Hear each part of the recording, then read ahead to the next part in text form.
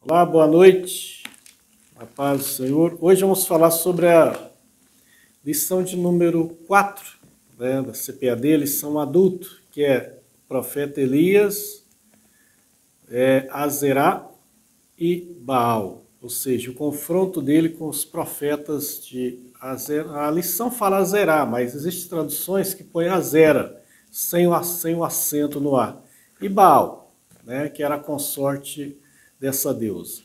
Então é o confronto que está registrado ali no livro de 1 Reis, capítulo 18.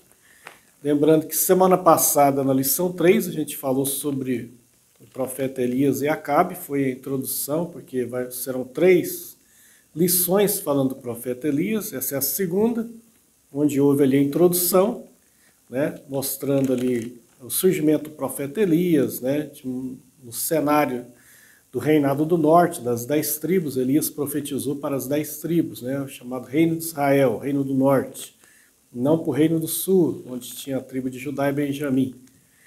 E o ministério dele durou cerca de 22 anos, profetizou durante o reinado de Acabe e Acasias. Naquele tempo também, Israel estava mergulhado na idolatria.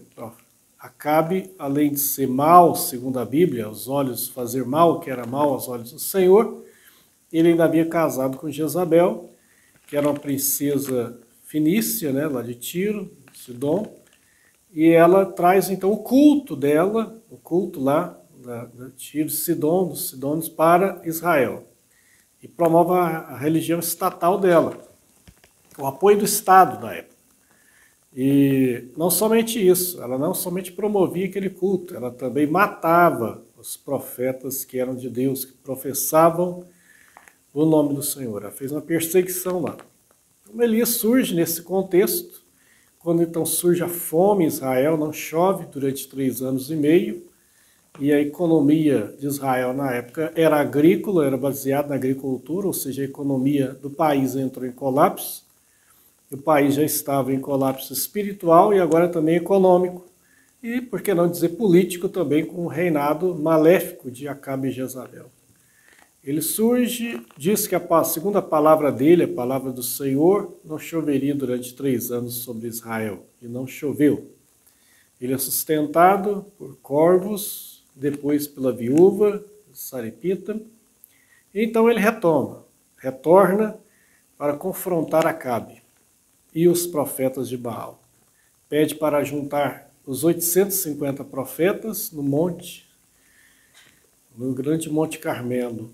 E ali, a proposta de Elias é que cada um fizesse um sacrifício ao seu Deus e orasse. O Deus que respondesse por fogo era o Deus verdadeiro. Israel é juntado e todo mundo queria ver o que ia acontecer. O povo estava curioso. Então Elias fala para os profetas de Acabe e Azera fazer o primeiro sacrifício e pedirem que descesse fogo do céu sobre o sacrifício. E eles assim fazem. Durante a manhã inteira,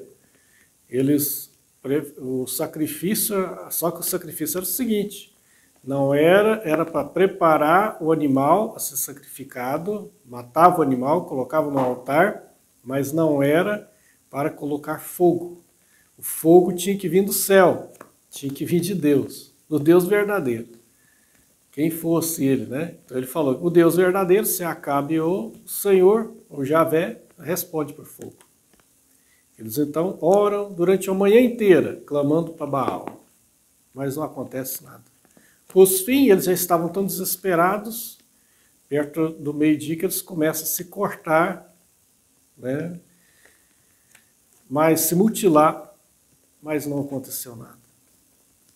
Então o profeta fala, olha, quem sabe o Deus de vocês está dormindo, resolveu tirar um cochilo, então gritem mais alto, talvez ele escute. Mas não aconteceu nada. Então ele fala, agora eu vou orar. Ele manda colocar mais água sobre o sacrifício e faz uma oração, curta e objetiva, e pede para Deus manifestar seu poder para que o povo cresça. Desceu fogo do céu, consumiu o holocausto e o povo clamou, só o Senhor é Deus. Naquele dia, Israel, então, se voltar para o verdadeiro Deus de Israel. Esse foi o grande conflito de Elias com os profetas de Baal.